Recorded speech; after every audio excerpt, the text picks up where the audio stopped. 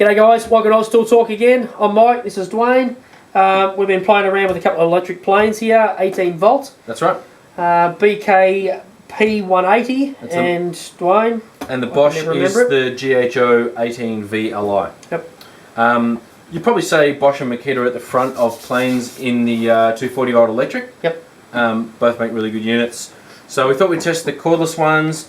The only others that we know of out there are the Hitachi.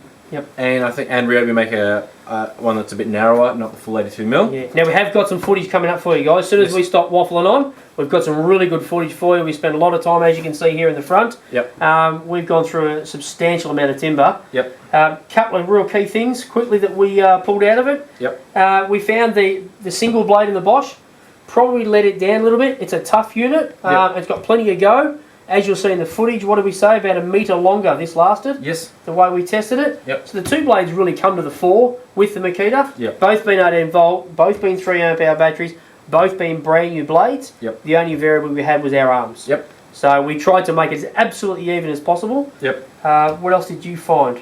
Yeah, so just on that blade, on the bottom of the Bosch here, you can see if I spin that around, we're only going to find one blade just there.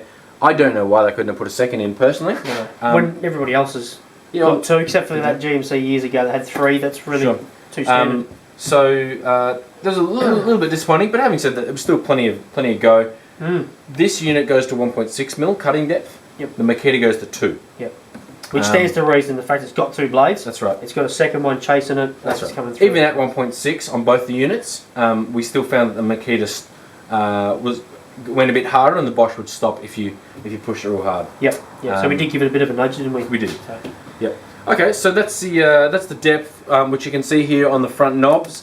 The depth adjustment there is nice and positive on the Bosch. Yep. And stops at 0 and 1.6. You can't push it outside those things. Yep. The Makita has finer depth adjustment, goes down to 0.1mm, but you can actually push it past its limits. Yeah, you can back it off past the 0, which I don't particularly like. Yeah, and it's also very stiff. So that neither of them have been used a lot. Yep. We're not heavy plane users. No. So they both had about the same amount of use. But yeah, it's just a different feel, that one, isn't it? Yeah, it is.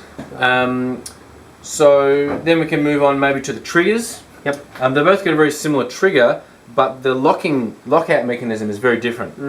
On the safety mechanism, yeah. Yeah. On the Makita, you've got this really nice, what do you call that? I don't know, it's almost just like a paddle. Yeah, a drop-down paddle. Really easy to use with your thumb. Yep. Where the Bosch, you have to depress this little guy in here from either side. And if you're doing it repetitively, it just gets a little bit much on the fingers. So we weren't as much of a fan of that. No. Give that one definitely the Makita. I really liked the handle here better, didn't I? You did. Which was a bit odd. But it seems a little more comfortable. It's more of a round handle versus the Makita's a little square and it's smaller. But that safety thing for both of us was actually a bit of a pill. Dwayne used the in the test, which is coming up.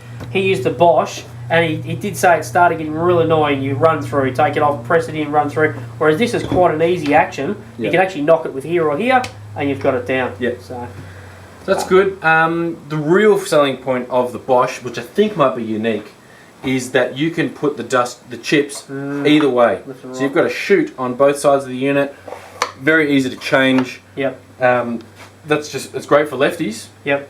You're a left-hander, Mike. Yep. And you're always sending the chips straight into your chest. Yeah, absolutely. As I often say to my friend Maggie in Oklahoma, nearly wet my pants because I nearly did with this particular tool. Dwayne pulled it out, and I hadn't really thought of it much with this left and right. Being a lefty, Molly Duker, cackhand, or whatever you want to call it, I really like this feature. Yep. You can flick it left or right really quickly, and it stops you getting covered. I love that feature. We did say that it actually wrecks a bit of the styling and bits and pieces of it, but this is one of the better features of the Bosch, being able to shoot left or right.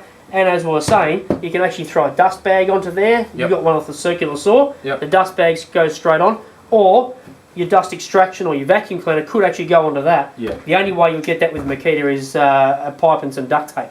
So that is one of the best features of the Bosch. That's right. Absolutely love it, and I can't say enough about it. Yep, absolutely. Now, so yeah, it does add a little bit of size. The Makita's probably a little bit prettier A little sleeker, narrower. Yep. Yep. So, the only other thing to talk about is the runtime. Stay tuned. We're about to show you these units in action. Yep. But the results were that we did 63 and a half passes of a 1 metre piece of timber on the Bosch, and 62 and a half with the Makita, 1 metre less. Yeah, same pieces of timber cut in half, so we kept the same length of timber for each of the tests. Full batteries. Yep. Brand new blades. Yep. As we said before, the only variable is our arm, so we've done as fair a test as we can, and the results were incredible actually. One more thing before we throw into the video, guys. The Makita does come with an adjustable straight guide. Never used one myself before, but it comes with it. It also comes with a little accessory pack which has got your wrench for changing the blades, and it's also got the setting tool for setting the depth of your blades spot on. That comes with it. The Bosch doesn't. But it doesn't need it because the blade change is a bit easier on the Bosch. Allen key, 2 Allen keys, you're done. Bosch do also have a guide, but it doesn't come with the unit when you buy it as a skin like I did. Mine didn't. It did come with a big L box, the L box 3. Yep. So that's good. Last thing, actually, before we go, the weight of the Bosch is about 700 grams lighter. Yeah. With a battery, it was about 2.6 compared to 3.3. Yep. And all that we think is basically in the base plate. You can see in the Bosch here, it's quite a thin base plate. On the Makita, you've got a big, heavy base plate. You've also got the aluminium housing on the side, whereas that's a plastic housing here. That's right. So there's a couple of differences, and there might be some differences in the guts with windings or field. But in real terms, guys, 700 grams, almost spot on to a 3 amp hour battery. We measured that was 660 or something like that. So that's in real terms, that's the difference between the weight of the tools. And to be honest, I think that extra 700 grams to get that much thicker, longer base plate is probably a good place to have them. Worth it. They get dropped. Yeah. In cost, we think the Bosch is generally probably about 20 or 30 bucks more expensive. Of course, it depends where you buy.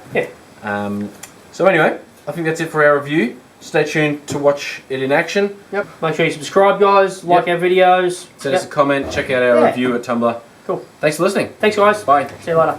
Because I'm not.